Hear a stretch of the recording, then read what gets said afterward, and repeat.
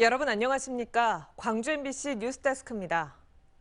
안전운임제의 연장과 확대를 요구하며 화물연대가 총파업에 들어간 지 오늘로 나흘째입니다.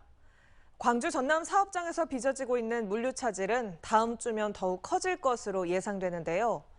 하지만 이 문제 해결을 위한 대화는 없는 상태입니다. 우종훈 기자가 보도합니다. 기아차 광주공장 평동 출하장에 발이 묶인 신차들이 주차돼 있습니다.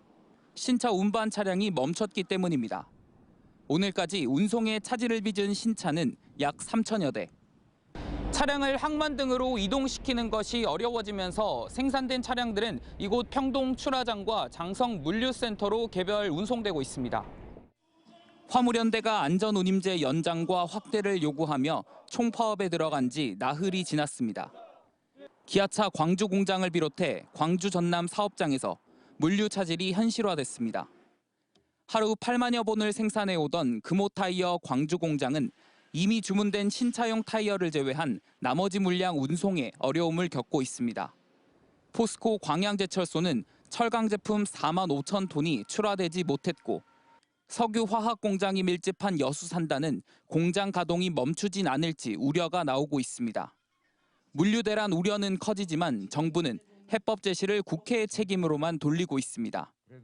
이렇다 할 협상 테이블조차 마련되지 않은 채 안전운임제 일몰 시한이 다가왔고 총파업 이후에도 정부는 팔짱만 끼고 있는 상황입니다.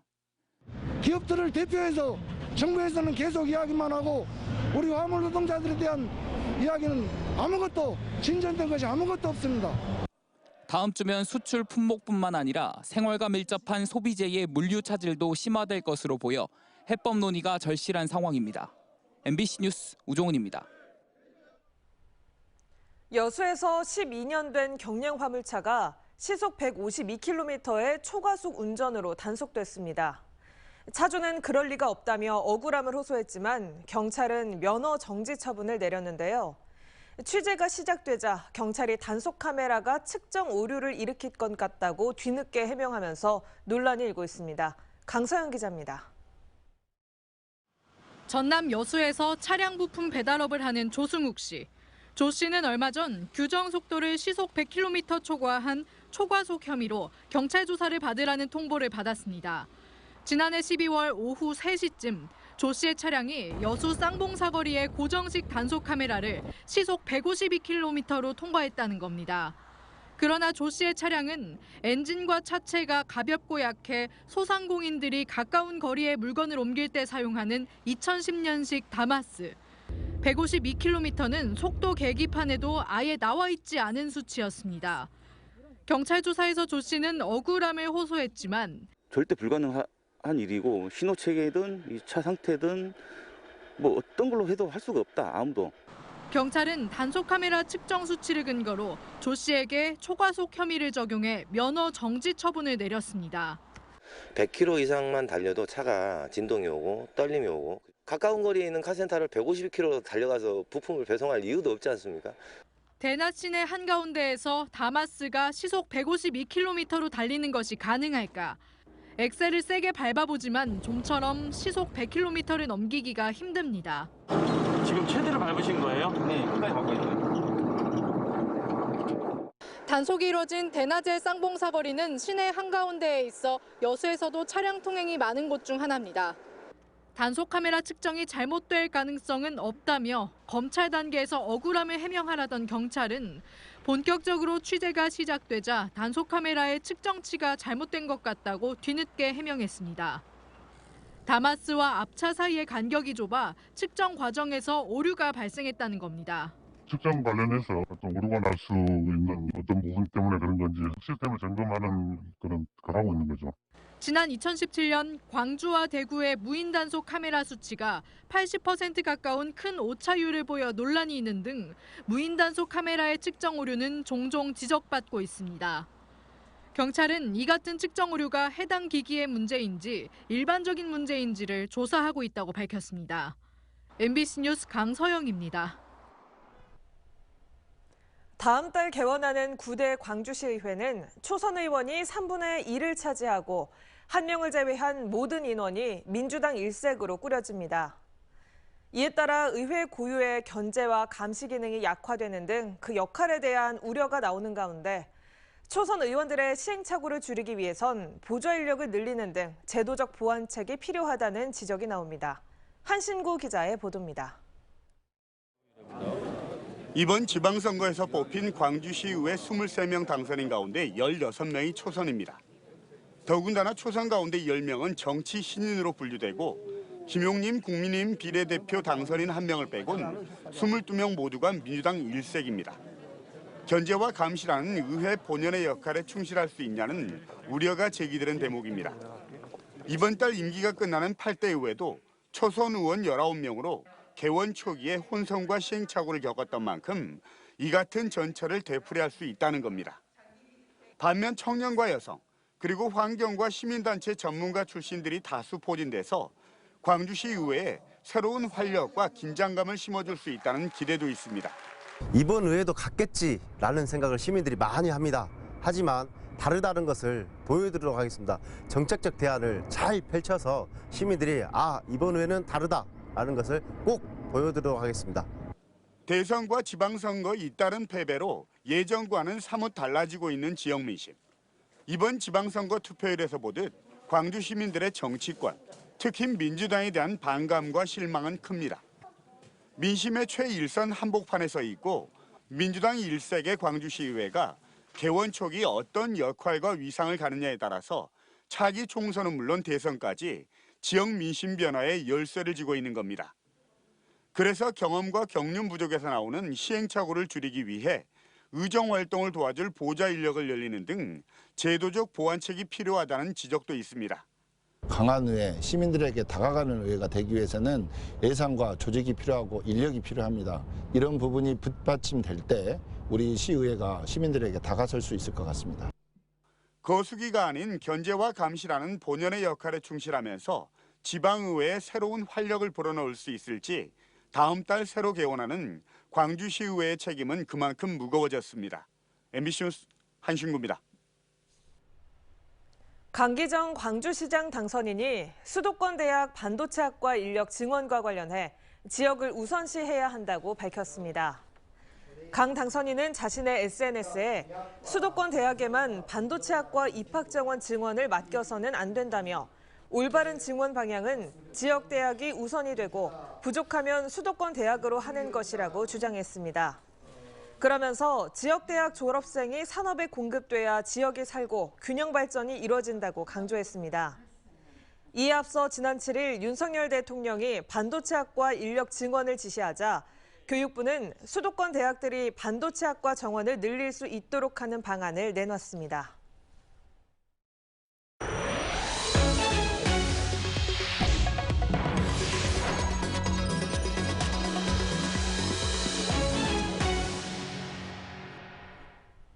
우리나라에는 3,300곳이 넘는 섬이 있죠.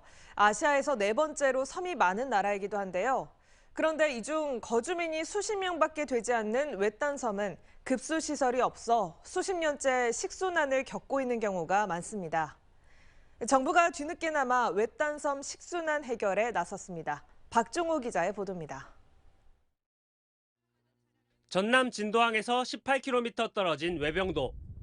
20여 명의 주민만이 사는 외딴 섬입니다. 섬에는 저수지나 식수원이 없기 때문에 20일마다 오는 급수선이 생명줄이나 다름없습니다. 하지만 항상 충분하지 않아 빗물이 없으면 생활이 어려울 정도입니다. 물이 부족하다 보니 집집마다 이렇게 빗물을 받아 사용해 왔습니다. 이렇다 보니 가족들도 섬으로 들어오기를 꺼려하고 관광객들도 외병도를 찾지 않았습니다. 우리 애들이 들어도 하루씩 자면 금방 그 뒤날 나가버립니다. 씻지를 못하고 육지같이 물을 못 쓰잖아요. 거주민 수가 작다 보니 지하수 개발 요청은 지자체 예산 부족 등을 이유로 번번이 좌절됐습니다. 그러다 최근 환경부가 전국 국립공원 내 섬 37곳에 대해 생활 개선 사업에 나서면서 외병도에도 50년 만에 하루 지하수 10톤 생산이 가능한 급수시설이 들어섰습니다. 그동안 물 부족으로 불편함을 참고 살아오신 마을 분들께 이렇게 늦게라도 정부가 마을의 오랜 수건을 해결해 드릴 수 있게 되어 하지만 현재 진도군 내 35개 섬 중 32개 섬이 여전히 식순환을 겪고 있어 주민들의 고통은 쉽사리 해결될 기미를 보이지 않고 있습니다. MBC 뉴스 박종호입니다. 6월 민주항쟁 35주년을 맞아 1987년 민주주의의 정신을 되새기는 행사가 광주 동구 금남로 공원에서 진행됐습니다. 같이 한 걸음을 주제로 열린 제35주년 60 민주항쟁 기념식에서 표정도 열사 추모사업회와 장헌권 목사 등 5명이 자랑스러운 6월 항쟁인상을 받았습니다. 한편 서울에서 진행된 기념식에서 5.18 민주화운동 때 희생된 윤상원 열사 등 민주열사 15명이 국민훈장 모란장에 추서됐습니다. 5.18 민주화운동 당시 계엄 사령관이자 신군부 핵심 인물이었던 이희성이 숨졌습니다. 5.18 민주화운동 진상규명조사위원회가 조사 대상으로 선정한 신군부 핵심 인물 5명 중 정호용과 함께 유일한 생존자였던 이희성 전 계엄사령관이 지난 6일 숨진 것으로 확인됐습니다. 신군부 핵심 인물 5명 중 전두환, 노태우, 이희성, 황영시가 숨졌고 생존자인 정호용은 미국에서 국내로 돌아온 뒤 건강을 이유로 진상조사위원회의 조사 요구에 응하지 않고 있습니다. 오늘 오후 2시쯤 광주 서구 쌍촌동의 한 아파트 9층에서 불이 나 출동한 소방대에 의해 10여 분 만에 꺼졌습니다.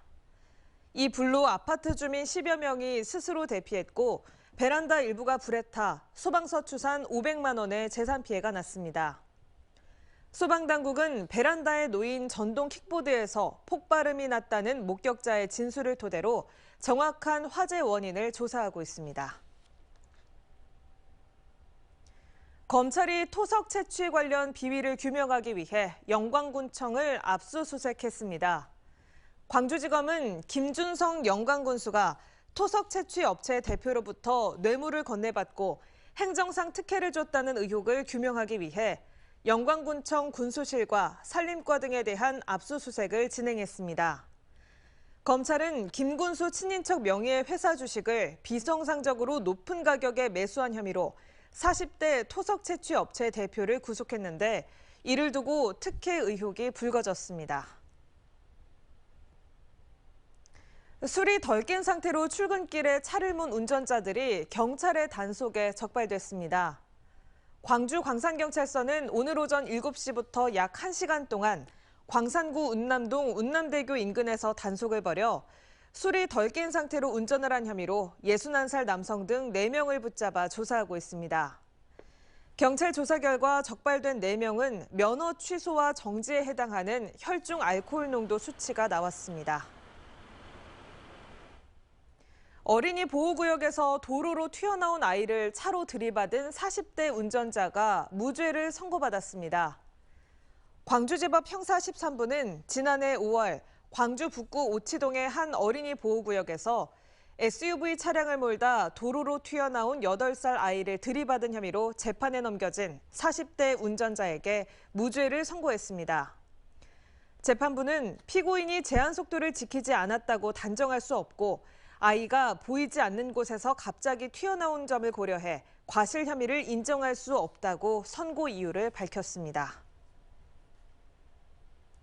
요양원 환자 관리를 소홀히 해 추락 사고를 일으킨 의료진이 검찰에 넘겨졌습니다. 화순경찰서는 지난해 9월 화순군 화순읍의 한 요양원에서 치매를 앓던 환자에 대한 안전관리를 제대로 하지 않아 추락으로 인한 골절상을 입힌 혐의로 60대 간호사를 검찰에 송치했습니다. 경찰은 환자 안전관리에 대한 책임은 요양보호사에게 있지만 사고 당시 요양보호사가 다른 업무에 투입돼 간호사에게 책임이 있는 것으로 판단했습니다. 최근 전남 지역 장염 환자에게서 노로바이러스가 잇따라 발견돼 보건당국이 주의를 당부했습니다. 전라남도 보건환경연구원이 전남의 7개 의료기관 장염 환자에게서 검체한 설사 원인 병원체 33건을 분석한 결과 2명 가운데 1명 수준인 45%가 노로바이러스 양성 반응을 보였습니다.